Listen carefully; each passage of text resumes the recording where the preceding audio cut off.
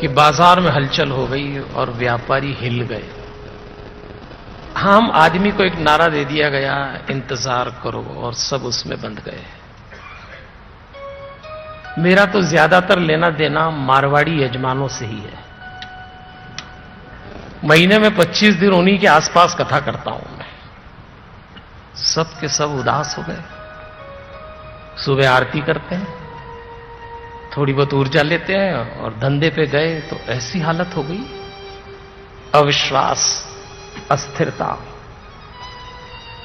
और ये सब उनके जीवन में जो भक्त हैं,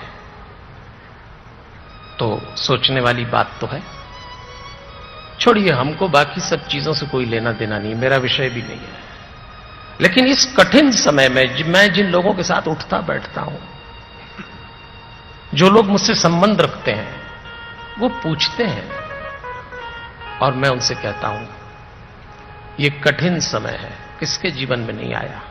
अपने अपने ढंग से सबके जीवन में आया। धैर्य मत छोड़िएगा। इस समय आपके दो सहारे हैं, खासतौर पे जो व्यावसायिक जीवन में उतरे हुए हैं और परेशानी उठा रहे हैं। ये दो सहारे पकड़ना, ये वक्त भी निकल जाएगा। कहीं ऐसा ना हो कि जो बीज आप बो रहे हैं और जिस दिन ये फल बने उस दिन आपके मुंह में दांत न हो और आपके हाथ उस फल को छू न सके। इसलिए आपको अपने आप को बचा के रखना है। पहला सहारा है हमारे पारिवारिक रिश्ते और दूसरा सहारा है आपकी साधना। रिश्तों से मजबूती से जुड़ जाइए, वो आपकी ताकत है। और दूसरा साधना करिए। और हनुमान चालीसा से मेडिटेशन एक सरल साधना है जो मैं अभी आपसे निवेदन करूंगा। इन दो बातों से जुड़े हैं तो ये कठिन वक्त में आप परेशान नहीं होंगे।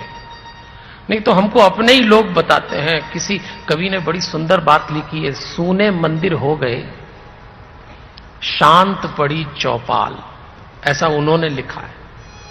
पर मेरे किसी मारवाड़ी यजमान ने संशोधन करके मुझे बताया कि सूने बाजार हो गए, शांत पड़े हैं मॉल, रौनक सारी ले गए दिल्ली और भोपाल। तो जब इतने ज्यादा लोग उदास हैं तो रौनक किसके पास है? कुछ लोगों के पास रौनक है, वो हमारे पास भी होना चाहिए। भक्त को उदास नहीं होना है। हमारे पास सबसे बड़ी पूंजी है हमारी साधना। और हनुमान जी जिसके साथ हो, फिर हनुमान चालीसा जिसकी प्रत्येक पंक्ति एक दिव्य विशाल परंपरा की संवाहक है। हनुमान चालीसा का प्रत्येक शब्द सफलता का आश्वासन है।